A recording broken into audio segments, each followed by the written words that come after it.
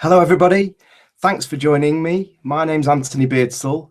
Welcome to this third webinar in our series of NLP and coaching uncovered webinars that we're running. We're uncovering some of the secrets of NLP and some of the coaching secrets in this webinar series. So in this particular webinar, we're going to be talking about trauma.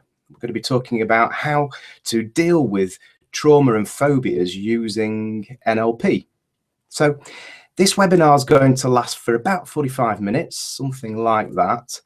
And I'd love for you to get involved. So I'd love for you to ask questions. We're going to be going into quite a lot of detail into NLP and the techniques during this webinar. So I'm sure you'll have plenty of questions. Feel free to ask them. Use the comment sections on the website that you're viewing this on to ask questions of me.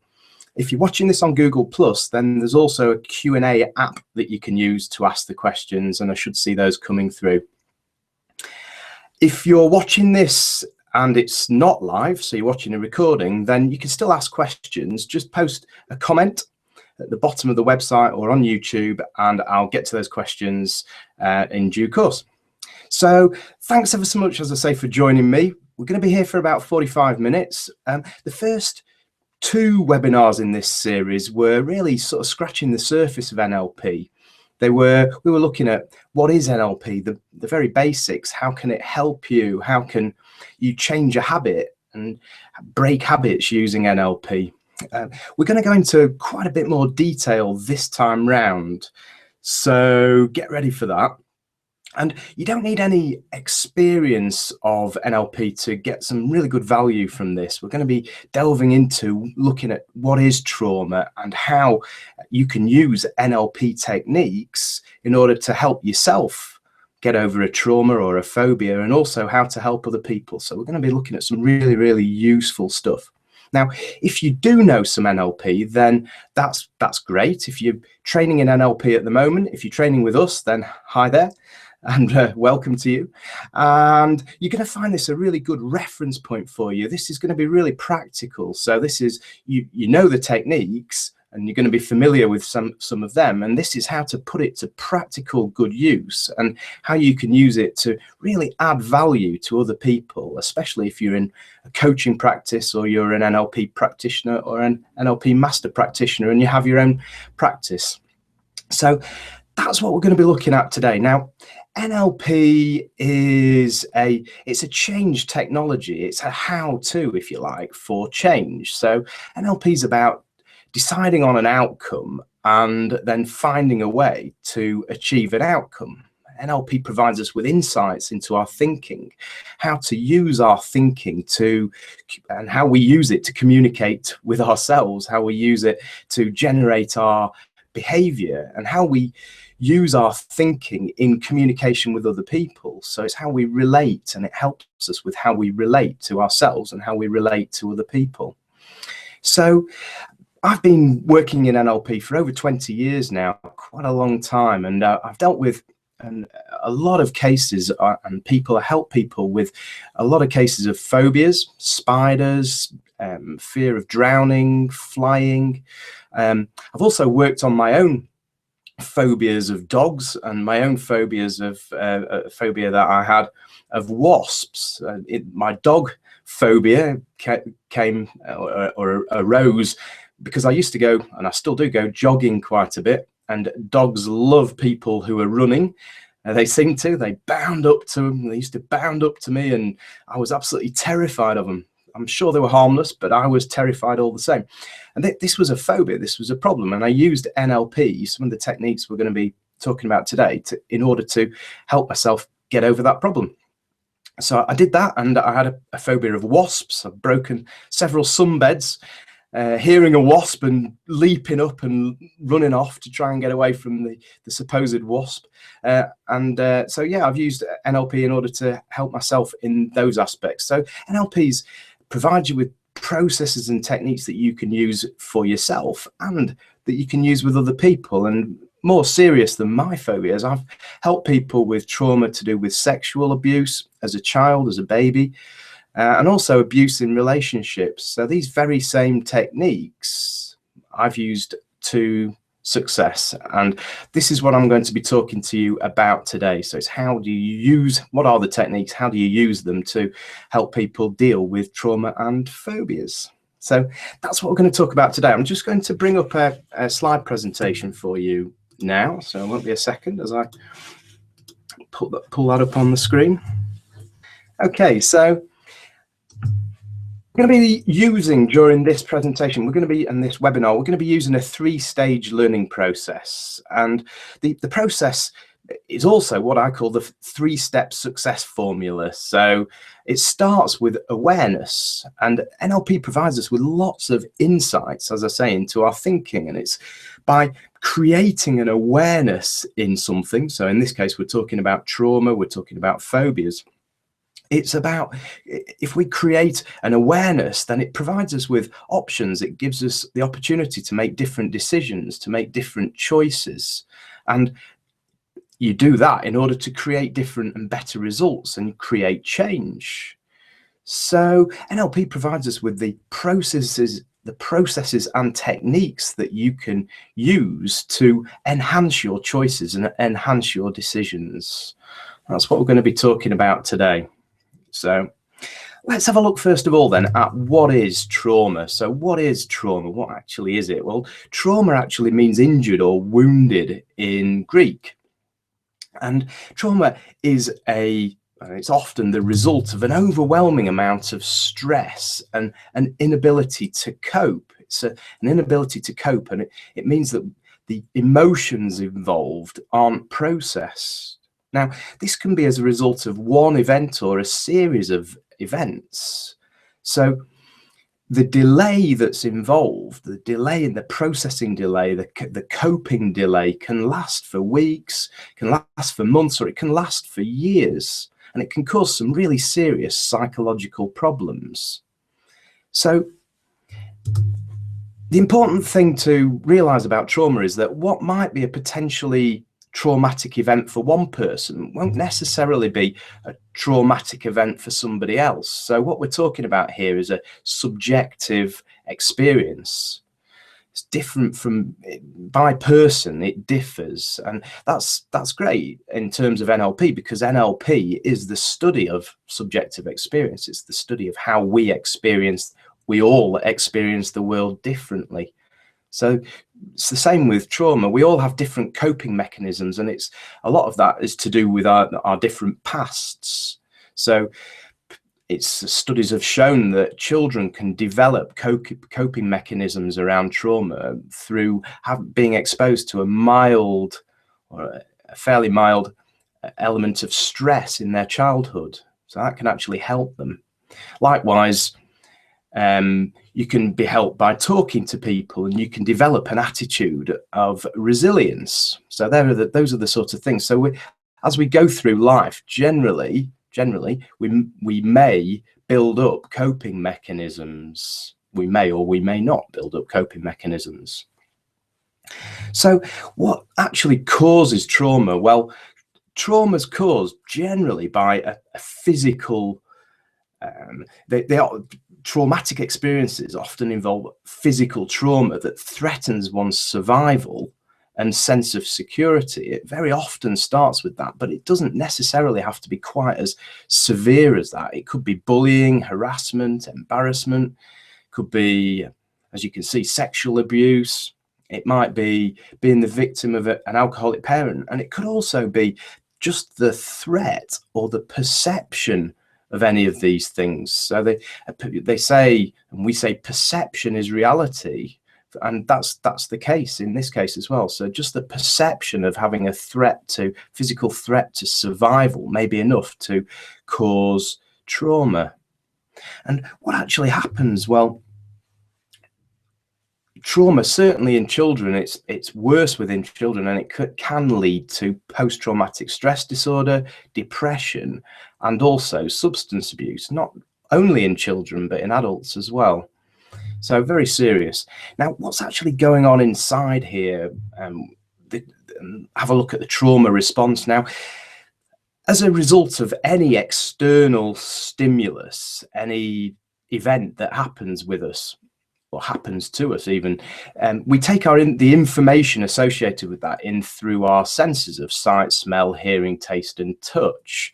So we take that information in, and our neurons, as we process the information, our neurons act together in pathways. So we call those neurological or neural pathways, and neurological links. And these pathways are created in response to certain events. So you have an external event, and a pathway is produced that actually represents our internal response to the external event. So we create internal representations. We represent the external events to ourselves, and this creates neural networks. Now, we create these internal representations. We start creating these internal representations as early as early childhood.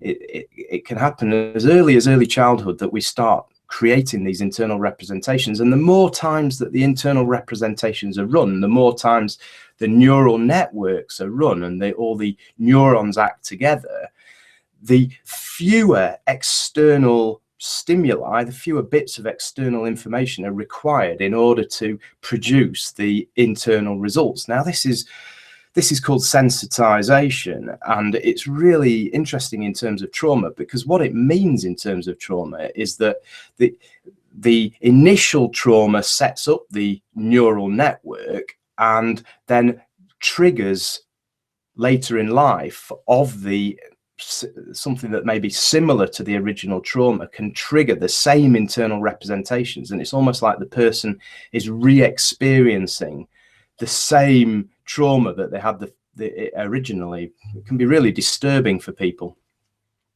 So trauma, let's just have a look at this then, because trauma, one of the main problems is that the triggers involved. So trauma occurs, the neural pathways are formed, there's an internal response, we get our internal representations, and that leads to an internal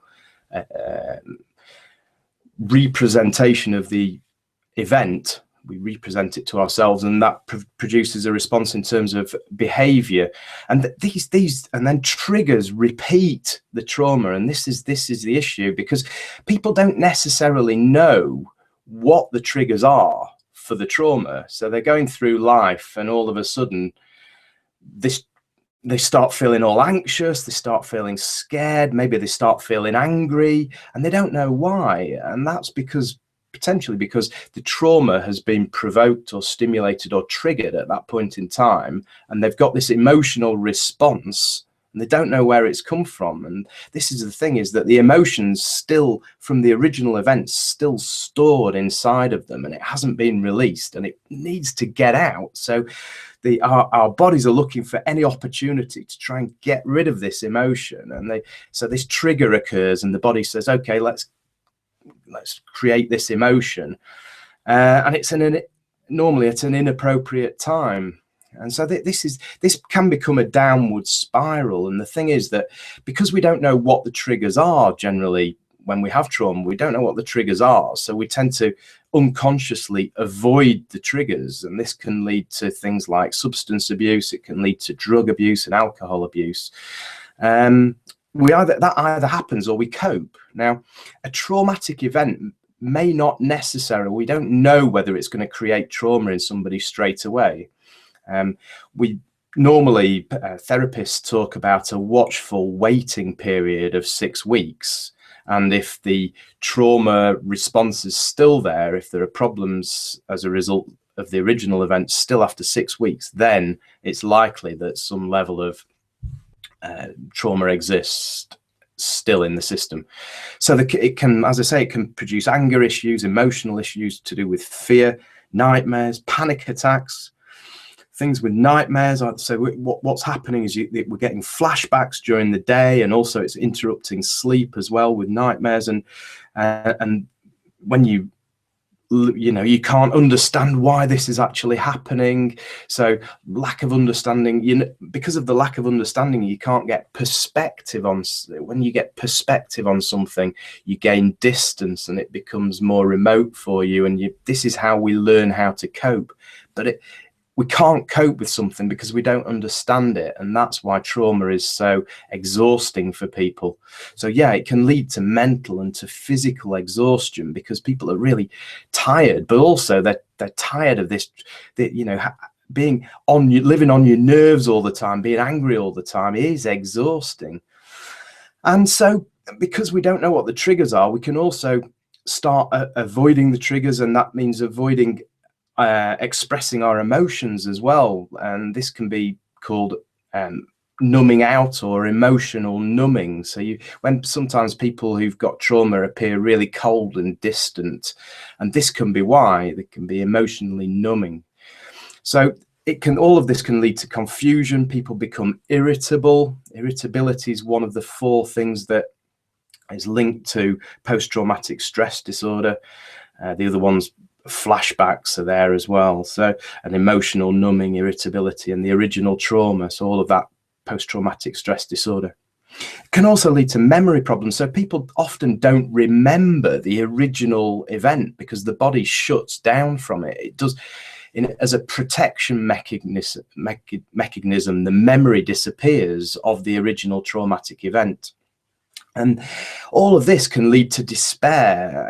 It leads to people sometimes losing their self-worth, self-esteem problems.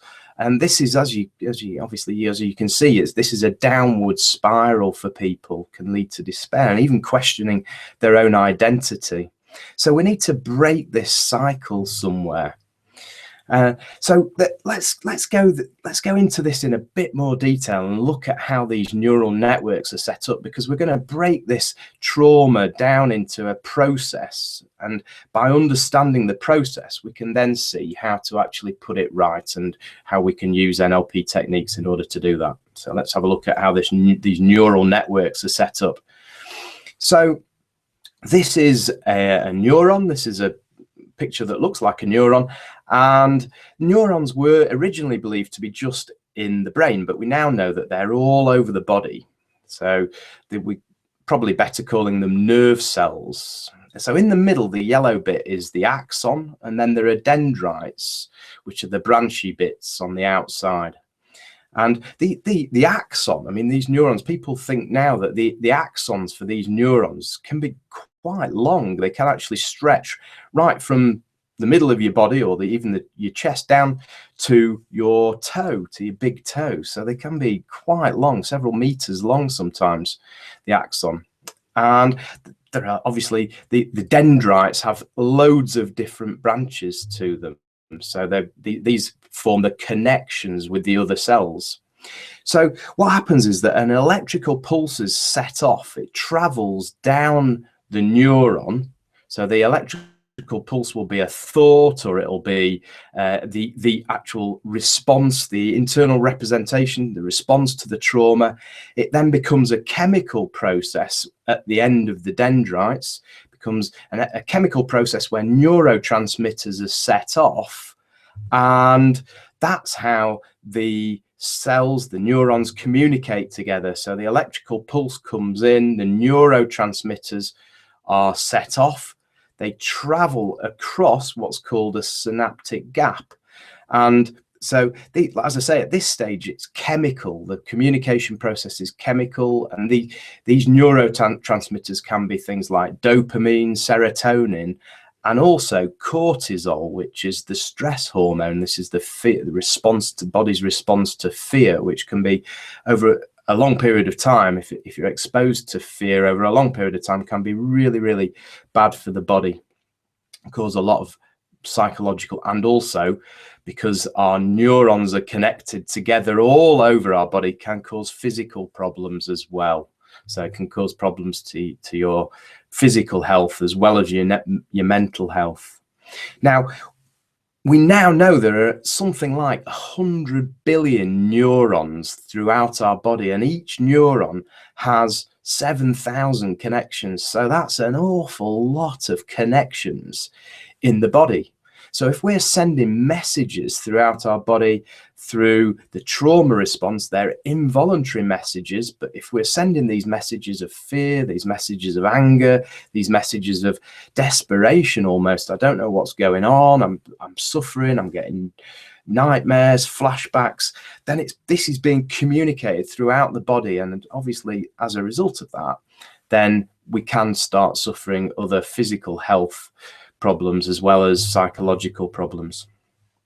So just so that we can understand what's going on in a little bit more detail here, let's see how the brain is put together in terms of evolution. Now, this is a model that is originated from a Dr. Paul MacLean, who's an American neuroscientist.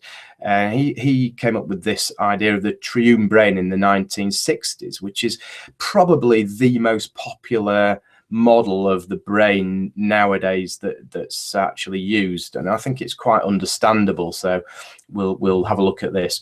So there are three parts to the triune brain.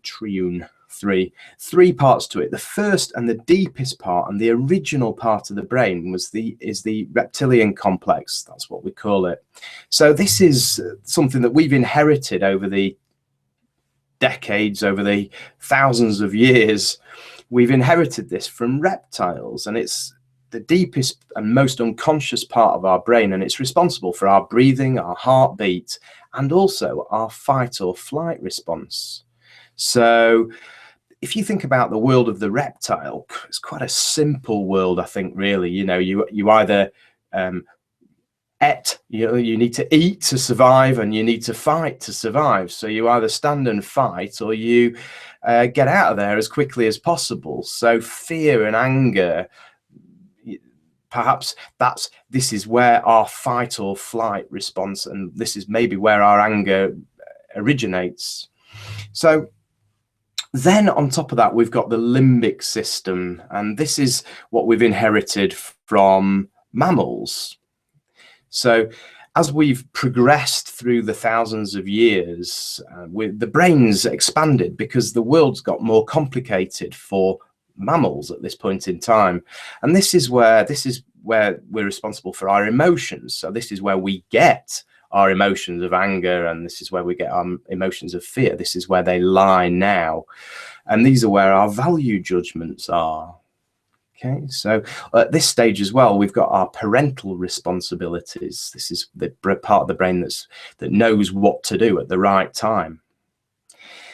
Okay, so these are the first two parts of the brain, and then on top of that, we've got the very human part of the brain, which is the neocortex, the thinking, the logic, the planning, our ability to be able to judge what's happening inside and what somebody else might be thinking.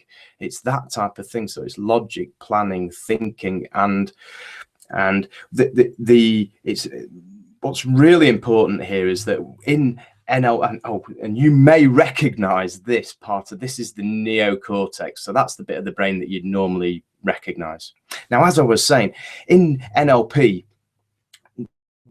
most of NLP is working with the unconscious mind. So there is some work with the conscious mind, but most of it's working with the unconscious mind. And it's important, and we always say in NLP, it's important that we understand the relationship between the conscious mind, our logical thinking, our neocortex, and our reptilian and limbic system, our unconscious mind. It's important that we build a link between the two. It's important that we build rapport, that we have rapport between the unconscious mind and the conscious mind for us to operate properly. Milton Erickson, who was one of the people that the originators of NLP, Bandler and Grinder, went to go and model, to go and see. Milton Erickson used to be a hypnotherapist, and he used to say that his patients, the reason that they were his patients and they came to see him was because they had no rapport between their conscious mind and their unconscious mind. And it's important to make sure that there is that rapport, and therefore NLP provides us with the tools, the processes, the techniques to use in order to build that rapport. Okay, so NLP, Neuro-linguistic programming. The neuro is the brain, the mind. The linguistic aspect is the language that we use, and also how we translate the world to ourselves. So the translation process starts, as we've seen earlier, through our senses of sight, smell, taste, hearing, and touch. So let's have a look at this. This is the NLP communication model. Okay, so this is how we a model of how we communicate with ourselves and how we develop our thinking and our behaviors.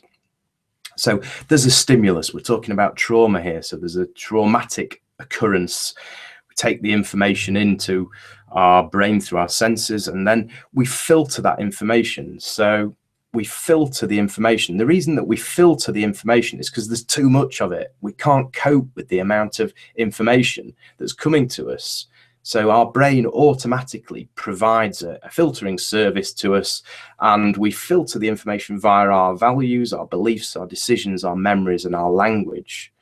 Okay, so this is really important at this stage because obviously, as I said, with trauma, there's too much going on. We can't cope. There's an excessive and an overwhelming amount of stress. And whenever you get overwhelmed, it's because there's too much information coming to you. We need to dilute that amount of information, and sometimes the mind filtering can't weed it all out, and there's just too much information and we can't cope. But normally we can cope, and what happens is that after the filtering takes place, we produce internal representations, and that will be intimately coupled with our state of mind. So our moods will determine our thoughts, and our thoughts can determine our moods, and it's intimately coupled. And that's also linked to our physiology. So how we're standing, how we're sitting, whether we're slumped or whether we're sat upright, whether we're standing upright, whether we walk about with a smile on our face. A lot of that will be dependent on how we're interpreting our world. So this is the NLP communication model, and people on our trainings will be familiar with this. We've set anchors, and we're using them, we're triggering them now, and this will be there for you forever. All of this stuff, you'll remember it. So internal representations, and the state of mind and the physiology, what we get is behavior as a result of that. And very often all of this process, from stimulus on the right here to the behavior underneath, all of that process has been unconscious and we're not aware of it. And that's why that's why we get behaviors that we're not fond of sometimes. And a lot of this is down to the mind filtering, but also the internal representations. So what are those? They're the pictures that we get in our mind, are the sounds that we're able to create in our mind. If you think you can't create sounds, then just think of your partner or one of your parents. Think of the sound of their voice. Or a friend, think of the sound of their voice, and you can probably hear them talking right now. Or think of a lemon, and that doesn't make a sound, but it might bring a picture to a nice yellow lemon, and just understand now that, if you were to bite into that, oh no, I don't want to create that sort of internal representation. So so we create these internal representations, and that leads to a behavior. So when you were thinking maybe of, or when I was talking about biting into a lemon, if that made you cringe a bit, as it did me, as I thought about it, then that's provoked an automatic behavior. And this is neuro-linguistic programming. So by using my language, I can create internal representations in your mind if you're listening to me. And that's how we can influence other people in a positive way to help them to achieve their objectives and to overcome their problems. Okay, so just looking at this again then, so there's a stimulus, there's a mind filtering that goes on, produce internal representations, a state of mind and a physiology, and that leads to a behavior. Now this in total is forming a neural network. So if that same stimulus is applied several times, then the neural network will form. All the neurons will act in a similar way every time, and That's how we program in habits. So repeated stimulus, repeated mind filtering, repeated internal pictures, sounds, feelings, etc. So that's how a habit's formed. That's how neural networks are formed. And if you think about this in terms of a trauma, so you get a traumatic event, the stimulus is applied, the mind filtering goes on, we can't cope, and that leads to a certain behavior that we don't want, and the stimulus is reapplied by the triggers, and these neural networks are formed. So every time the stimulus is applied, fewer or less and less of a trigger is actually required to produce the same behavior, and we're reliving the event, and that's not what we want. So let's have a look at how we overcome that. So in NLP terms, where are we actually going to do the intervention? Well, can we alter the stimulus? Can we alter the stimulus? Can we do an intervention that alters the stimulus? No, we can't, because it's too early. We can't necessarily alter the things that are happening to us and what we see in our lives. So that's too late. Can we do an intervention by looking at our behavior and altering our behavior? Well, it's possible. However, it's too late at that stage. We've already, the process, the network or the neural networks already run, and we've got the problem behaviors. So we can perhaps program or condition in other behaviors, but we're still going to be feeling rotten as we're doing the new behavior. So that's too late at that point in time.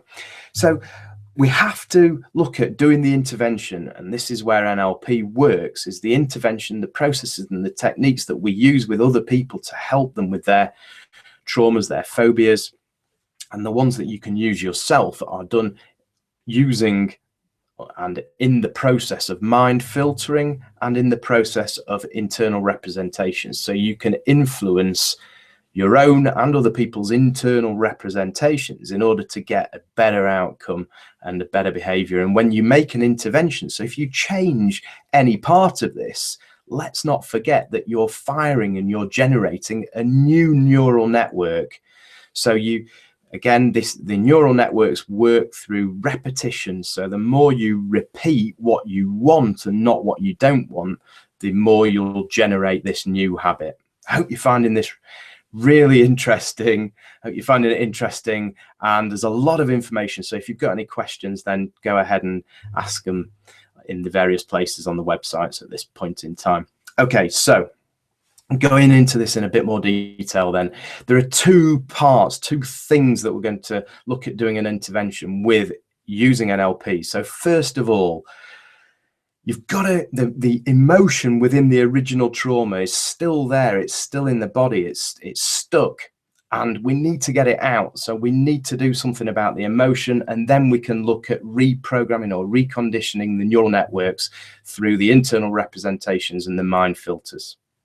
So looking at the emotions first of all, then, what are you going to do and how are you going to remove and release these emotions? Well, first of all, you're going to examine what's actually going on. So this is a question of coaching, could be a question of therapy, but it's a question of talking to somebody. So you're going to talk to them, and you and them, you and they, you and them, or yourself, you're going to examine what's actually going on. And this is why it is easier when you're talking to people.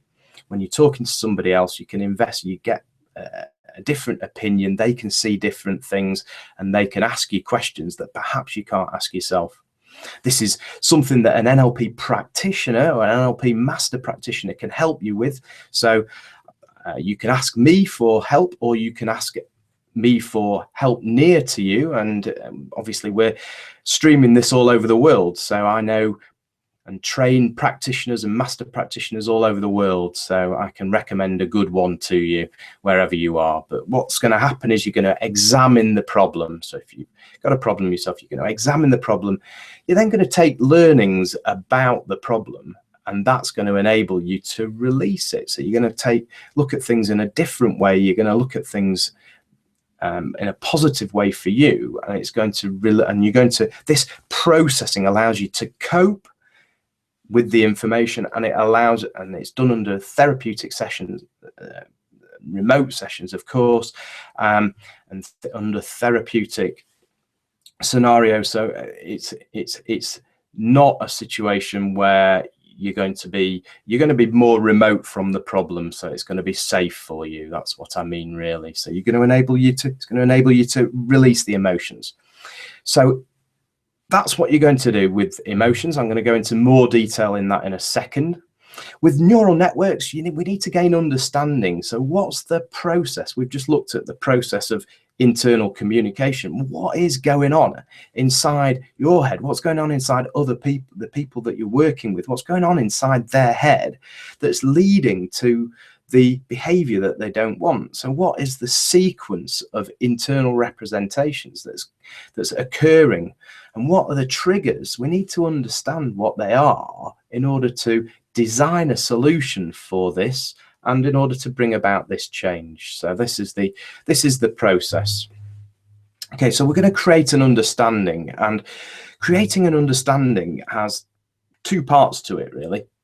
The first one is rapport. So we're going to use NLP rapport, the basis of NLP rapport, in order to if we're working with somebody else, in order to ensure that we can communicate with their unconscious mind.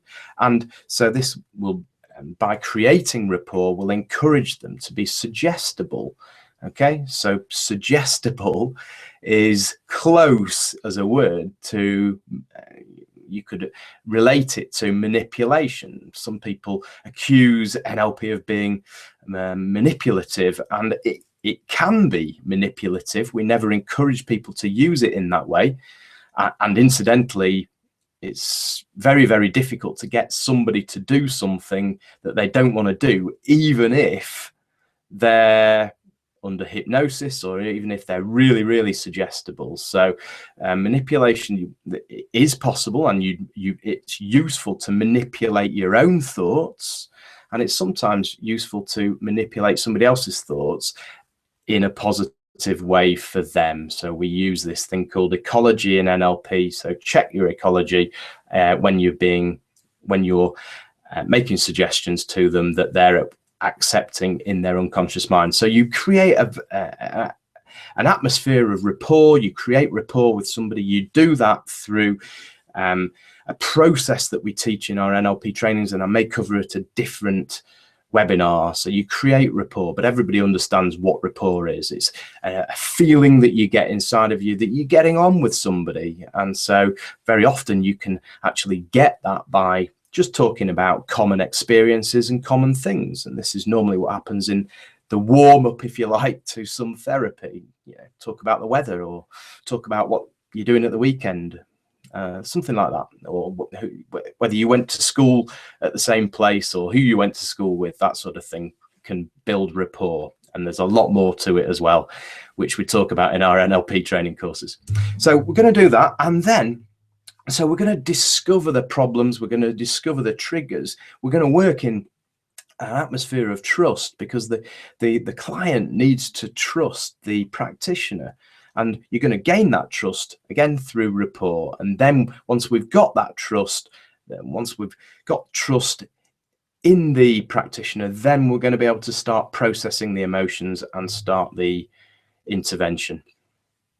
Okay, so looking at this then, in terms of emotions, we're going to use rapport. We're going to use something called the timeline process. So we're going to do that first, because we've got to get rid of the emotions. Otherwise, we can change the neural network, we can change the behavior, we can change the internal representations, but we're still going to have the emotions locked up inside. So we need to release the emotions first, and we're going to use the timeline process to do that. And then we're going to work on the neural networks. And the processes we use for that, again, are rapport, a process called anchoring, which is anchoring, NLP anchoring, which is a specific process. And NLP anchoring, quite simple. We've discussed neural networks already. When a stimulus is applied, you get an automatic behavior because the neural networks are anchored in place. You may understand anchoring from Twitmeyer and Pavlov. Pavlov was the guy who rang a bell and got the dogs to salivate because he would provide them with some meat, and then he rang the bell and didn't provide them with meat and they still salivated. He'd programmed the dogs' internal neural networks to salivate through ringing the bell. And we have these neural networks and these anchors in place. So in order to change a traumatic response, in order to release the trauma, we need to discover what anchors are already in place and anchor something else in replacement. So we go through a process of anchoring that NLP experts will be familiar with. And then you can use the phobia cure, you can use the swish pattern, you can discover the client's values, the client's beliefs, and the strategy destroyer. So you can break up the strategy that they've got for running the process through to their behavior, getting the internal getting the flashbacks, getting the nightmares. You can do that. You need to look at their values and their beliefs, because as I say, trauma can be detrimental to people's self-esteem and their self-worth, and that can affect their identity, their beliefs about themselves. So you need to do some kind of ecology check there to check people's beliefs and check people's values to make sure there aren't problems there. And the swish pattern, which we're going to have a look at in about a couple of minutes or so. Okay, so first of all, let's have a look at the timeline process. So the timeline process involves examining a memory. Okay, so we're going to examine a memory. And why are we going to examine the memory? Because the emotions are in the memory. So we're going to examine the memory. We're going to take learnings about the memory. So we're going to visit the memory on a longer timeline. We're going to take learnings from the memory by looking at it from a therapeutic distance, and that's going to enable us to release the emotions. Okay, so you may or may not be aware that you have a timeline, or you store your memories in a timeline in your head. You may or may not be aware of that. We're going to just take a couple of minutes now to discover your own personal timeline. Okay, so if you've done our NLP training courses or you're training with us, you'll probably know this already. But for those of you who haven't, yeah, you will potentially, or you will definitely have some kind of timeline in your head. You potentially know roughly what it looks like already, but let me just help you to discover it, because it'll either be a line that's in front of you, across in front of you from left to right or right to left, or it may be from back to front. So your past may be on the left in front of you, or it may be behind you. Everybody stores their timeline slightly differently, and whichever way that you store your timeline in your head, it'll be unconscious and it'll be okay. So in order to actually discover your timeline, we need to have access, if that's okay, with your unconscious mind. So I'd just like to talk to your unconscious mind for a moment, because you may not know necessarily that you've got this timeline consciously, but unconsciously you'll be aware of it, and unconsciously you'll be aware of where you store your memories. So is it okay if we just borrow your unconscious mind for a moment? And is it okay with your unconscious mind for us to just examine this timeline and for it to provide us with an answer as to how it's actually storing your memories? It is. Okay, thank you very much. So let's have a look at it then. So what I want you to do is I want you to just get comfortable and close your eyes. So close your eyes, and I'll tell you when you need to open them. So don't worry about having them closed. So just close your eyes and get comfortable. And what I want you to do is I want you to just think about sometime in the past, which was an event which was 6 months to 1 year ago. So an event that was 6 months to 1 year ago. And as you remember that event, just notice where the memory comes to you from. Just notice where it comes to you from, and point, if you wouldn't mind, in that direction. Thank you. Okay.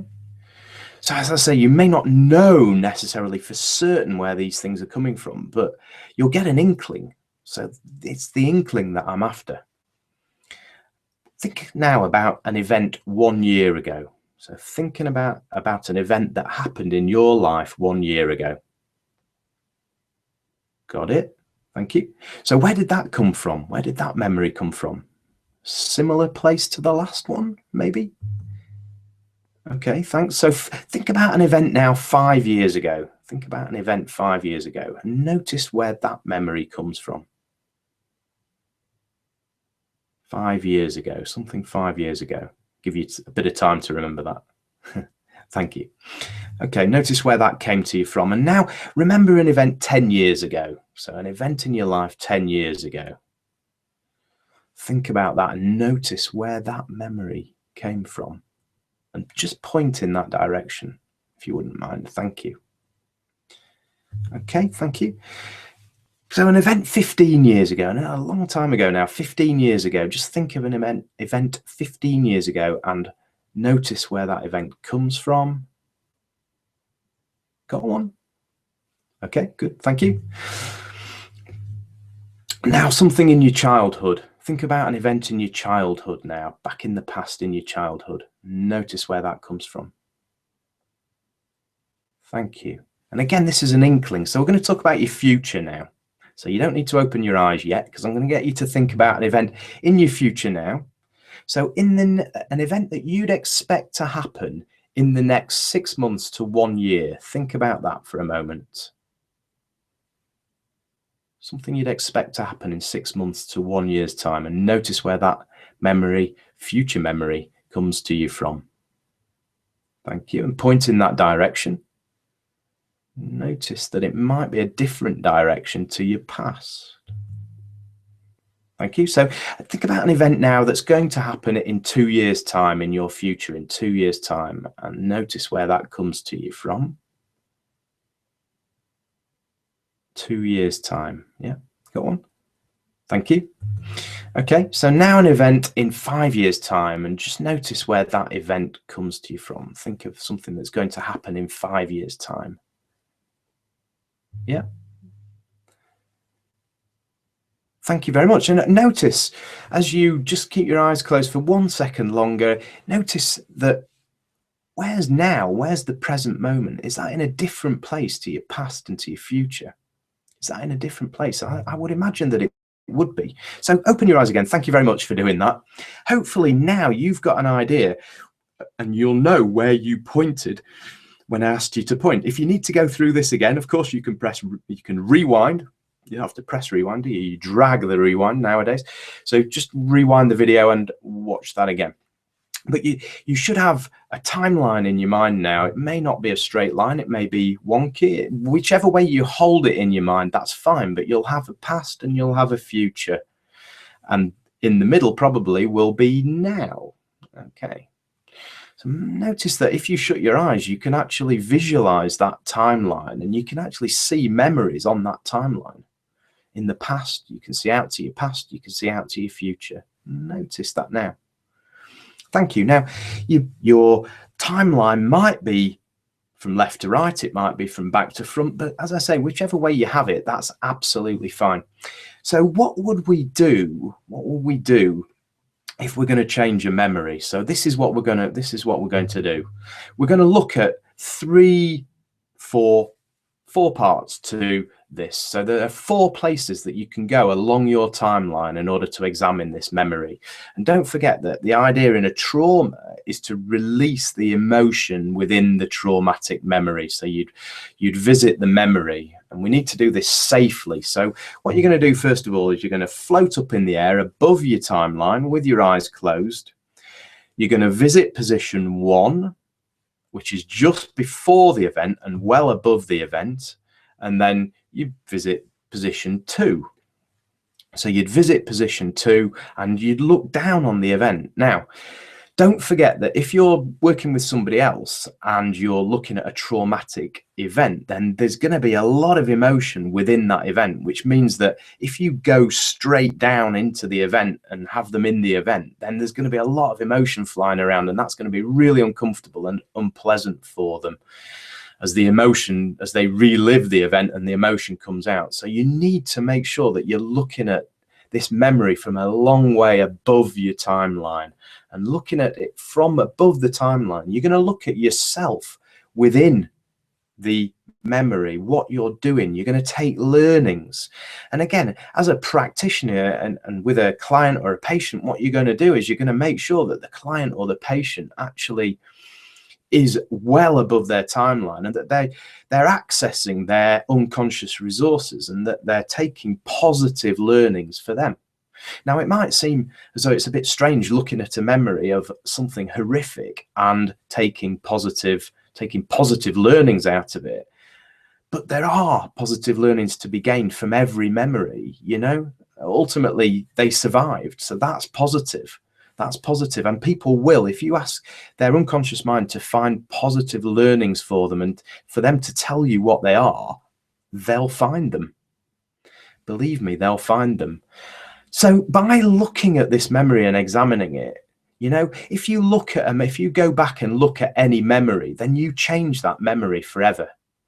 If you go back and look at a memory from a distance, see yourself doing what you were doing, seeing other people in the memory as well, then you're going to get other learnings and you are going to change that memory forever. Now, if you went on to position 3 is before the event actually happened, 15 minutes before the event actually happened, then there can't be any emotion there at that point in time linked to this trauma, can there? Because it's not happened. So that again produces another vantage point to look down on the event and notice it without the emotion. And this is how you're going to enable somebody to release the emotion from their trauma. Okay, this emotion that keeps coming back and back and back. We store up emotions from these traumatic events, and whether it's something that causes trauma or something that doesn't necessarily, you don't get the symptoms of trauma. We'll all have events in the past where we've created negative emotions that are being stored up and that are no good for us. So you can use this timeline process to get rid of all of the negative emotions of anger, sadness, fear, hurt, and guilt. And that's what we do on our NLP training courses, and that's what you learn to do with other people as well. And this can be really, really valuable for people. So if you're working in a coaching session, then do this process with people to release their emotions. And of course, you need to be trained in order to use it, first of all, to use it safely. Okay, so then what you're going to do is you're going to, as the person involved in this changing of a memory, you're then going to look back towards your future, back towards now, well above the timeline, and you're going to travel back along the timeline, and you're going to travel back down into now. Okay, so we're going to just do that process with one of your memories now, just for a minute or so. We're going to do that just so that you can experience it, because we actually we enabled you to find your own timeline, so you'll know what it looks like. And we're not going to go back to a traumatic event now, because that's not fair on you doing it in this sort of environment. I want you to be safe. If you've got trauma, then you should see and talk to somebody and see an NLP practitioner. But we are going to examine a memory just to show you how it actually works. So what I want you to do is I want to pick a time in the past where you've had a poor communication with somebody. Maybe you've had a disagreement, something very small as a problem anyway. So think about a time in the past where you've had a miscommunication with somebody, and we're going to go back and revisit that event. Okay, so what I want you to do is close your eyes, and I'm going to ask you to just imagine that your timeline in front of you, and just float up in the air, float way up. So you've got your eyes closed, you've got your timeline in front of you, and you're going to float way up in the air. You're going to float onto position 1. So you're going to notice at position 1, you're going to notice the event below you, the memory below you. And once you've noticed the memory below you, then you can move on to position 2. Now, position 2, and this is out into your past. You're floating out into the past, way above the event, way above your timeline. You're floating on to position 2. So you're way above the event, but you're directly above the event where you had this miscommunication. And what I want you to do is I want you to look down on that event now. Look down on the event and see yourself in the memory. So see yourself in the memory. Notice what you're doing. Notice what other people are doing in the memory. And I want you to just access your unconscious resources and to take learnings from this memory. So what is there happening in this memory that could perhaps be positive for you and positive for the other person? What did you not notice at the time about how the other person's reacting? What did you not notice at the time about the positive intention of the other person? Whether it's a positive intention for you or the positive intention for the other person. What can you learn that's going to help you to resolve any conflict that's involved with this particular miscommunication? What do you need to learn? You can say it out loud if you like, just so that you know. And take those learnings and allow the unconscious mind to just settle any disagreement that you have, any conflict that you have in your mind about what happened on that day, and take the positive learnings.